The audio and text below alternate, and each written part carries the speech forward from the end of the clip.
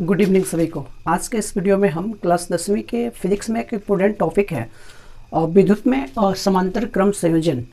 तो ये एग्ज़ाम के व्यू से बहुत ही महत्वपूर्ण क्वेश्चन है लॉन्ग क्वेश्चन में। तो आज के इस वीडियो में हम पढ़ेंगे समांतर क्रम संयोजन। तो समांतर क्रम संयोजन के लिए हम 3 प्रतिरोध लेते हैं, R1, R2 तथा R3। और इसमें जब बैटरी से इसको जब जोड़ते हैं तो आई धारा प्रवाहित करने से बैटरी जोड़ते हैं तो आई धारा प्रवाहित होती है। मान लीजिए एक करंट यहाँ क्या जा रहा है, आई करंट ऐसे बात है। आई धारा प्रवाहित करने से बिंदु ए पर, मान लीजिए बिंदु ए है, बिंदु ए बिंदु पर धारा बटकर R1 में I1, देखिए ए हो गया आपका R1, R2, ए हो गया R3। ए बिंदु पर धारा बटकर R1 में I1, तो R1 ए वाला हुआ, तो इसमें कितना करंट जाएगा I1। R2 में I2, इसमें कितना करंट जाएगा I2, तथा R3 में I3 हो जाता है, ये हो गया आपका R3, इसमें कितना करंट जाएगा I3।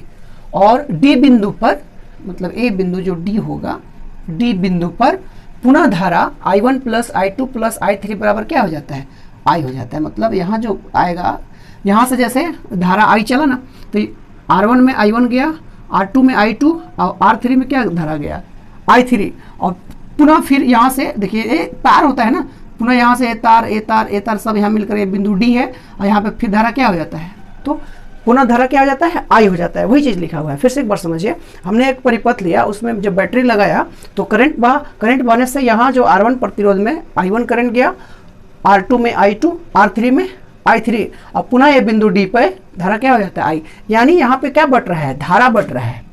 तो समांतर क्रम में जो है धारा क्या होता है, धारा बट रहा है। मतलब रास्ता जब बदलता है ना तो करंट क्या होता है, बदलता है। तो समांतर क्रम संयोजन में धारा बदलता है और वोल्टेज जो होता है ना, वोल्टेज उस सब में सेम रहता है। वोल्टेज या भी जो होगा, यहाँ वोल्ट जो होगा, सब में क्या होगा, सेम होगा। तो श्रेणी क्रम संयोजन में करंट जो होता है वो सेम होता है, वोल्टेज डिफरेंट होता है। लेकिन इसमें समांतर क्रम संयोजन में वोल्टेज जो होता है वो सेम होता है और करंट क्या होता है, डिफरेंट होता है, अलग अलग। जैसे ही धारा बटेगा ना, जैसे यहाँ पे धारा यहाँ आई गया तो यहाँ पे ऐसे गया, कैसे सब बट गया, तो जहाँ पे धारा बट रहा है वो क्या है, समांतर क्रम संयोजन। और धारा नहीं बटेगा तो श्रेणी क्रम। तो समांतर क्रम संयोजन में धारा बढ़ता है और वोल्टेज क्या होता है, सब में सेम रहता है। तो यहाँ तक उम्मीद करते हैं कि आपको अच्छे से समझ में आया हो।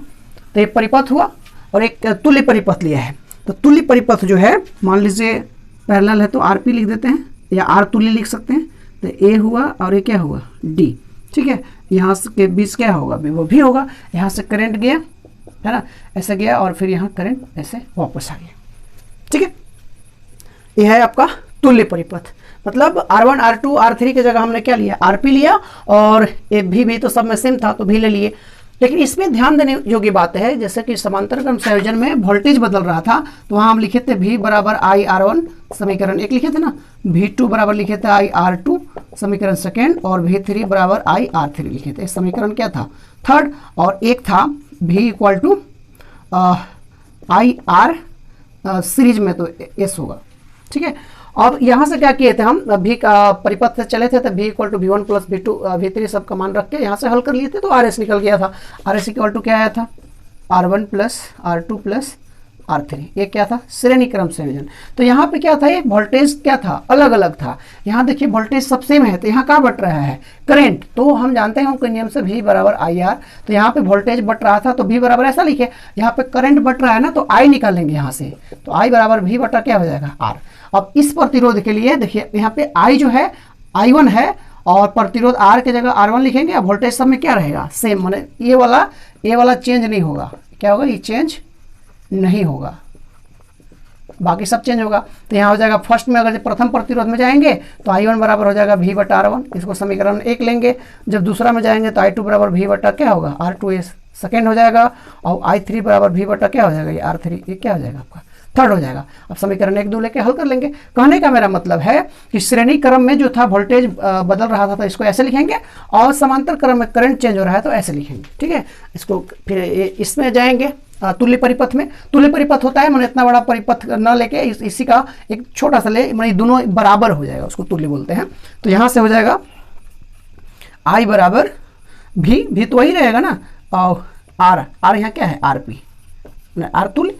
तो यहाँ से सब परिपथ से जब चलेंगे तो यहाँ आई था ना, आई बट के I1 I2 I3 हुआ, तो परिपथ से चलेंगे तो आई बराबर हो जाएगा I1 plus I2 plus I3। अब I1 I2 ये सब का वैल्यू इसमें पुट कर देंगे और यहाँ से आ जाएगा आपका क्या RP। ठीक है, अब इसको बैठा के हम देखते हैं। अब लिखेंगे ओम के नियम से,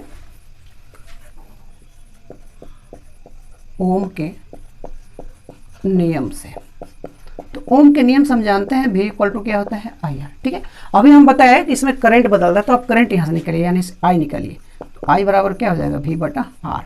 ठीक है, अब यहीं से सब के लिए चलेंगे, तो प्रथम प्रतिरोध के लिए क्या हो जाएगा, प्रथम प्रतिरोध के लिए, देखिए प्रथम प्रतिरोध के लिए क्या हो जाएगा, प्रथम प्रतिरोध ये है, तो यहाँ क्या है I इक्वल टू V बटा R, तो वोल्टेज तो सब में सेम रहेगा ना, तो हो जाएगा। देखिए इसमें क्या है, करंट क्या जा रहा है I1, I की जगह क्या लिखेंगे I1, V तो वही रहेगा नहीं बदलेगा, और प्रतिरोध क्या है यहाँ R1। तो इस समीकरण क्या हो गया फर्स्ट, कोई दिक्कत नहीं है, जो बदलता है उसको निकालते हैं, उसमें भी निकाले थे, इसमें क्या I, क्योंकि I बदल रहा है तो I निकालेंगे। द्वितीय प्रतिरोध के लिए, द्वितीय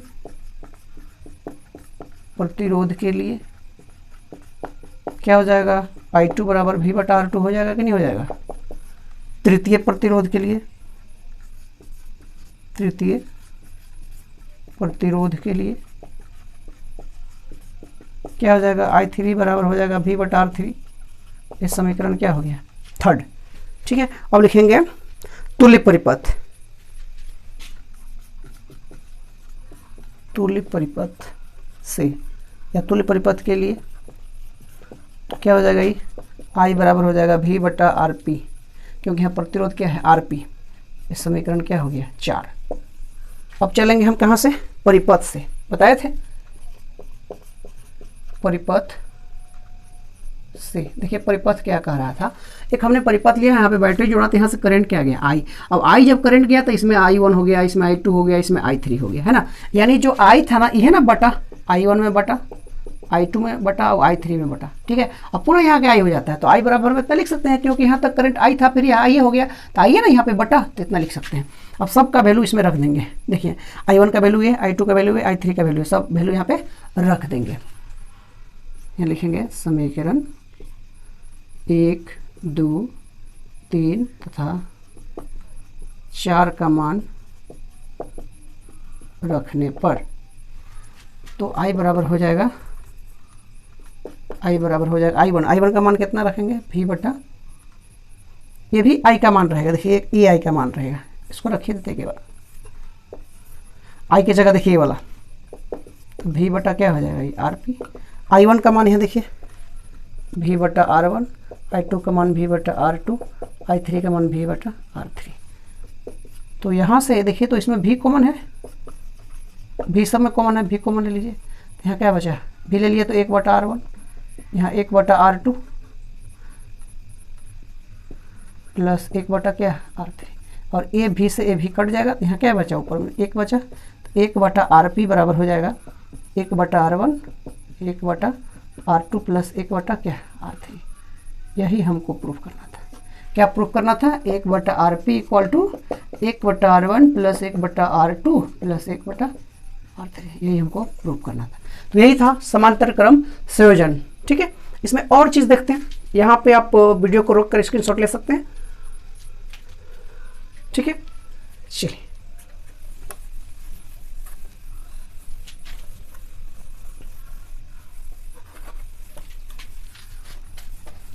बहुत ही आसान है, इसमें समझ गया तो आप इसको कभी भी प्रूव कर सकते। देखिए जो श्रेणी क्रम संयोजन था ना, श्रेणी क्रम संयोजन, तो श्रेणी क्रम जो संयोजन था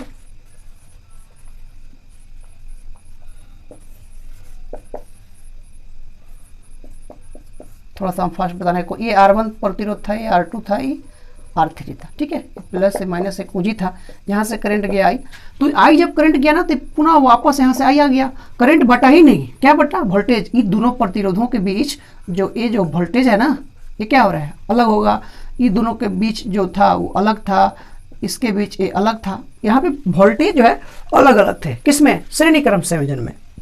तो यहाँ से वोल्टेज अलग अलग हो रहा था, तो ओम के नियम से V बराबर आई आर, तो हम यहाँ से लिखे थे V1 equal to I R one, ये समीकरण 1, V2 बराबर आई आर टू, ये समीकरण सेकेंड, V3 बराबर आई आर थ्री, ये समीकरण क्या था, थर्ड।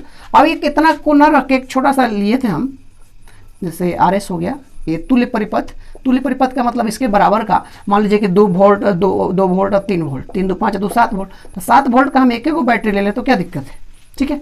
तो ये आर एस था, इसके बीच विभवांतर भी था, प्लस माइनस, यहाँ से करंट आई गया, ऐसे करंट आई निकला। अब यहाँ से अगर इस तुल्य परिपथ से चलें तो V इक्वल टू हो जाता आई क्या आर एस, एस का मतलब सीरीज। अब यहीं से सब समीकरण को एक करके परिपथ देखिए, परिपथ जो था यहाँ से ही क्या था, V था, ये तो वोल्टेज V था ना, तो V जो है कहाँ से बट गया, यहाँ पे बट गया V1 में, V2 में और V3 में, यहीं पे सब वैल्यू इसमें रख देंगे तो क्या निकल जाता था, श्रेणी क्रम। और श्रेणी क्रम में याद रखना है कि वोल्टेज जो होता है ना वो डिफरेंट होता है, और करंट क्या होता है, सेम होता है। जैसे झालर वगैरह में नहीं, शादी ब्याह में होता है, तो उसमें अगर एक स्विच हम ऑन करेंगे ना तो पूरा बत्ती जितना लाइट है, अगर श्रेणी क्रम संयोजन में अगर घर में आप कनेक्शन कराए हैं तो एक स्विच को जैसे आप ऑन किए तो आपका जितना भी पंखा है, बल्ब है, टीवी है, सब जलने लगेगा एक साथ, तो उसको बोलते हैं श्रेणी क्रम। और समांतर क्रम में क्या होता है, हम लोग रूम बाइज रूम करते हैं कनेक्शन, हमको अभी बल्ब की जरूरत है तो ऑन किए स्विच तो बल्ब जलेगा, फैन की जरूरत है तो फैन करेंगे, फैन को ऑफ करना है तो ऑफ कर देंगे, बल्ब जलेगा, ठीक है। तो ये आपका घर में जो हम लोग लगाते हैं, तो घरों में कौन सा क्रम का यूज करते हैं हम लोग, समांतर क्रम में। क्वेश्चन पूछता है घरों में किस क्रम का यूज होता है, तो समांतर क्रम का। और एक स्विच ऑन किए पूरे घर का सब चीज जल गया तो उसको बोलेंगे श्रेणी क्रम संयोजन, ठीक है। तो याद रखिएगा समांतर क्रम संयोजन में आपका करंट भिन्न होता है और तो यहाँ पे हमने एक चित्र लिया है, तो इसमें हम निकालना चाहेंगे कुल प्रतिरोध, इस फिगर से हम निकालना चाहेंगे कुल प्रतिरोध। और जैसे यहाँ से जब बैटरी से इसको जोड़ते हैं तो करंट आई आता है, तो यहाँ आने पे दो भाग में करंट बढ़ जाता है। जैसे अब तार आप जोड़िएगा तो एक ऐसे मेन तार आया, इसमें आप 2 जोड़ दीजिए तो दोनों में तो करंट जाएगा, तो यहाँ भी वही हाल है, दोनों में करंट जाएगा। तो इसमें I1 और इसमें करंट बढ़ता है ना, I जो था I1 और I2 में बढ़ गया, फिर पुनः आके यहाँ पे फिर I हो जाता है। लेकिन हमको बताना है कि इसमें कितना करंट जा रहा है और इसमें कितना करंट जा रहा है, तो हमको करंट बताना है। करंट बताना है किसमें, कि I1 में कितना गया और I2 में कितना गया, और कुल प्रतिरोध बताना है इस फिगर से। देखिए पहले कुल प्रतिरोध, तो कुल प्रतिरोध हम अभी बताए थे कि जब करंट बढ़ता है ना, धारा जब बढ़ता है तो समांतर क्रम संयोजन कहलाता है। इसको हम मिटा ही देते हैं। तो जब करंट बढ़ता है तो क्या कहलाता है, समांतर क्रम संयोजन, और करंट जब नहीं बढ़ता है तो श्रेणी क्रम संयोजन। देखिए यहाँ से I करंट गया तो यहाँ पे बढ़ गया I1 और I2, तो आप समझ गए कि ये क्या है, समांतर क्रम संयोजन। समांतर क्रम संयोजन का फॉर्मूला है, पहले तो दिया क्या क्या लिख लेते हैं, R1 बराबर 10 ओम और R2 बराबर कितना दिया है, सॉरी R1 बराबर 5 ओम, R2 बराबर कितना है 10 ओम, और मान लेते हैं कि करंट जो है ना 3 एम्पियर है। कितना करंट है, 3 एम्पियर, तो I बराबर 3 एम्पियर, ठीक है। अब आते हैं पहला क्वेश्चन पे, कुल प्रतिरोध। तो हम समझ गए कि समांतर क्रम में है, तो समांतर क्रम का फॉर्मूला हम जानते हैं, 2 है तो 2 को लिखेंगे, ठीक है। RP 1/R1 यानी 1 बटा कितना हो गया 5 और 1 बटा कितना हो गया 10, 1/RP इक्वल टू कितना हो जाएगा, एलसीएम तो 10 होगा, 5 दूनी के 10, तो 1/RP इक्वल टू हो जाएगा, P मतलब पैरेलल, 2 1 3, 3/10, हमको तो RP चाहिए ना, 3RP बराबर 10, तो यहाँ से RP बराबर 10 बटा कितना आंसर हो जाएगा, इतना ओम इंच, ठीक। एक तो ये तरीका हुआ, एक तरीका और हम बता रहे हैं, शॉर्ट तरीका, डायरेक्ट RP। ये तो ऐसे आटा बटा करना पड़ेगा, कुछ बच्चे यहीं पे आंसर लिख देते हैं जो कि बिल्कुल गलत है। आंसर ये चाहिए हमको, 1/RP थोड़ी चाहिए। अब इसका एक और तरीका हम बता रहे हैं, जब 2 प्रतिरोध दिया हो तो ये हो जाएगा R1 गुना R2 बटा R1 प्लस R2, ठीक है। कोई यहाँ इतना बड़ा लॉन्ग बनाने की जरूरत नहीं, इसमें सिंपल आ जाएगा। देखिए R1 कितना है 5 R2 कितना है 10, R1 प्लस R2 माने 5 और 10 कितना हो गया 15, तो 5 3 15 और 5 3 15 3 हो गया ना, तो कितना आ गया फाइनल, ऊपर 10 नीचे 3। देखिए यही चीज़ था ना, तो डायरेक्ट आंसर आप ऐसे बना सकते हैं। ठीक है, तो पहला क्वेश्चन तो हो गया। कुल प्रतिरोध कितना है 10/3 ओम। अब आगे देखते हैं कि I1 में कितना करंट जा रहा है और I2 में कितना करंट जा रहा है।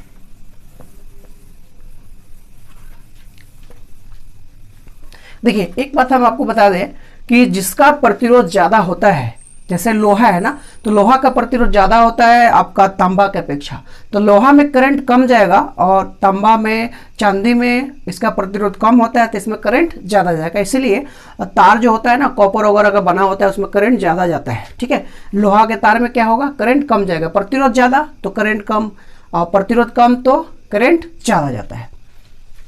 अब यहाँ समझिए बात को, तो इसका प्रतिरोध ज़्यादा है ना, देखिए इसका प्रतिरोध ज़्यादा है ना 10 ओम, तो इसमें करंट कम जाएगा, और इसका प्रतिरोध कम है ना, तो इसमें करंट ज़्यादा जाएगा। देखिएगा प्रूफ करके दिखा देते हैं।